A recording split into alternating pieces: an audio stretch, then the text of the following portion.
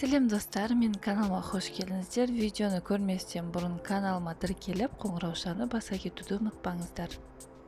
Бүгінгі видеомыздың тақырыбы сарымсақ, яғни чеснок жайында болмақ. Чесноктың адам денсаулығына пайдасы, құрамындағы витаминдер туралы қызықты ақпаратты жіберіп алмас үшін видеоны соңына дейін көріп, лайк баса кетуді ұмытпаңыздар. Сарымсақтың бойында тұнып жатқан керемет қасиеттерінің көпшілігі қадым замандардан бері белгілі. Сарымсақ дегенде естісек, ең алдымен оның өзін елестетуден бұрын иісі мұрнымызға келіп үлгереді. Жағымсыз иісіне бола оны жек көріп те жатамыз. Мұз мүлде қате, өйткені сарымсақтың біз білмейтін талай-талай кереметтері бар екен. Қазіргі таңда оның құрамы ғылыми тұрғыдан анықталып, адам ағзасы үшін пайдалысы толық зерттеліп біткен екен. Сарымсақтың құрамында селен, магний, тағы да басқа көптеген микроэлементтер, амин қышқылдары, А, В, С дәрумендері, калий, фосфор, кальций элементтері, темір, хлор, ақуыз бар. Осылардың барлығы қосылып келіп, сарымсаққа кереметтей емдік қасиет береді. Жұқпалы аурулардың алдын алу мен емдеуде сарымсаққа тең келетін ештеңе жоқ десе де болады. Адамның қорғанышы иммун жүйесі. Түрлі жұқпалы ауруларға қарсы тұруға қабілетімізде сол иммун жүйеміздің мықтылығына тікелей байланысты болып келеді. Иммунитетті күшейтуде тамақ рационы аса маңызды. Міне осындайда да сарымсақты жеудің пайдасы көп екенін жиі естиміз. Сонымен сарымсақтың пайдасы қандай? Пайдалы екен деп шамадан тыс жеудің неден зияны бар? Алдымен пайдасын тізіп шығайық. Бірінші, бактериямен күреседі. Сарымсақты шикідей жегенде аллицин заты бөлінеді. Бұл зат түрлі зиянды бактерияларды жояды. Сондай-ақ антисептикалық, яғни залалсыздандыру қабілетіне ие. Егер сарымсақты қыздырса немесе ыстық суға салса, онда аллицин бөлінбейді. Ас мәзіріне шикі сарымсақты қоссаңыз, ағзаңыздағы өкпе құрты, дизентерия, кандидоз бен герпес ауруларын тудыратын түрлі бактериядан қорғайсыз. Үшінші пайдасы қан тамырларының қызметін реттейді. Сарымсақтың құрамындағы аллицин жүрек қан тамырлар жүйесінің қызметін реттейді. Күніне сарымсақтың бір бөлігін жесе, қан тамырларын нығайтып, қан айналымын жақсартады. Залалды холестерин мөлшерін 10%-ға төмендетеді. Сәйкесінше қанның ұюын болдырмай, жүрек талмасын алдын алады. 12 апта бойы сарымсақты үзбей қолдану артериалды қан қысымын реттейді. Үшінші пайдасы қандағы қант мөлшерін төмендетеді. Қант диабетімен ауыратындар күнделікті сарымсақ жегені жөн. Сарымсақ қандағы қант мөлшерін 25%-ға төмендетеді. Бауырдағы инсулиннің ыдырауын баяулатады.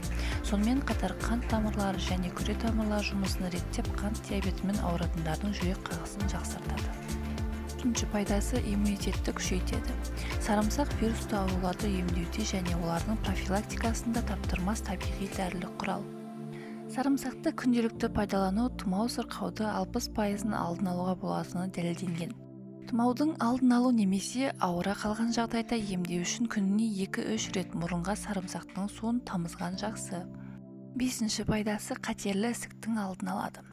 Сарымсақ құрамындағы күкірт, диалил сульфиді, салил, циститин мен селен ағзадағы шлакты сыртқа шығарып қана қоймай, қатерлі ісік жасушаларын өлтіреді. Зерттеулер нәтижесі сарымсақты күнделікті қолдану қатерлі ісіктің пайда болуын 20%-ға төмендететінін көрсеткен. Соның ішінде асқазан рагы, тоғышек ісігі, бауыр, сүт безі ісігі қаупін азайтады. Алтыншы пайдасы паразиттерден қорғайды. Аскаридозбен жер бетінде 1 миллиард адам ауырады екен. Бұл ересектер мен балаларда кездесетін ауру. Оны тудырушы аскарида, яғни ішек құрты. Ал сарымсақ ішек құртымен күресудің табиғи әрі тиімді жолы. Сарымсақты шикі жеген жөн. Жетінші пайдасы ас құрту. Сарымсақ ас ішек жолдарына өте пайдалы. Оны күнделікті пайдалану асқазан сөлінің бөлінуін және темірдің дұрыс сіңуіне көмектеседі. Ас құрту процесін жақсартады, қарынның жұмысын реттейді, ішек жұмысын жақсартады, тәбетті көтереді, алайда асқазан ойық жарасы және басқа да аурулар кезінде сарымсақты қолданбаған абзал. Сегізінші пайдасы буын ауруларында. Сарымсақтың аяқ-қол буындары үшін пайдасы зор. Тұз жинаудың алдын алуға болады. Зақымданған буынның тіндерін қалыпқа келтіреді. Сүйек майларының азаюын болдырмайды. Остеоартриттің алдын алады. Сондықтан да сарымсақты ас мәзіріне қосыңыз. 9-шы пайдасы теріні қалыпқа келтіреді. Сарымсақтың құрамындағы дәрумендер теріні серпімдетеді, безеудің пайда болуын азайтады, әжімнің бет терісінің қартаюын алдын алады. Бұл үшін сарымсақтан жасалған маска жасау міндетті емес. Күніне сарымсақтың 1-2 бөлігін жесеңіз болғаны. 10-шы пайдасы артық салмақпен күресуде. Сарымсақ дұрыс тамақтану механизмінің тетігі.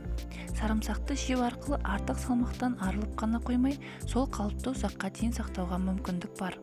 Бұл үшін күніне 2 немесе 5 грамм сарымсақ жеген жөн. Бұл дегеніміз 1 немесе 3 тіс сарымсақ. Сондай-ақ зімбір қосылған сарымсақ шайын ішуге де болады. Ол үшін зімбір тамырымен шамамен 4-5 см болатын тілімі, сарымсақтың 2 тіссесі және су. Дайындалуы: зімбір мен сарымсақты ұсақтап тураймыз. Оған 2 литр ыстық су құйып 1 сағат көлемінде су буында немесе термоста демдейміз. Артынша сүзіп алып, күні бойы аздаған мөлшерде бірнеше рет ішеміз. Сарымсақтың көптеген пайдасы жайында айта өттім. Біз білмейтін пайдасы да ұшан теңіз. Енді сарымсақтың зияны қандай екен, сол туралы айта өтсек. Сарымсақ құрамы түрлі элементтерге өте бай. Десе де оны шамадан тыс жеуге болмайды. Әйтпесе уланып қаласыз. Күніне 8 тіс сарымсақты жесе қан кетеді. Сарымсақты аш қарынға жемеген жөн. Асқазаны ауыратындар ауруы асқынған не қозған кезде сарымсақты жемегені дұрыс. Сарымсақты көп жесе ішке газ көп жиналады. Жүрек айнып, бас ауырады, дене температурасы көтеріледі. Сарымсақты балғын күйінде жеген жөн. Сонда ғана оның құнары мен пайдасы бойға дариды. Қорыта келгенде өзі бармақтай болғанымен сарымсақтың емдік қасиеті мол екен. Ендеше ауырып ем іздегенше ауырмайтын жол іздеңіздер. Қолда бар осындай байлықтарды күнделікті өмірде пайдаланып жүріңіздер. Егер видео ұнаса, лайк басып, комментарий жаза кетіңіздер.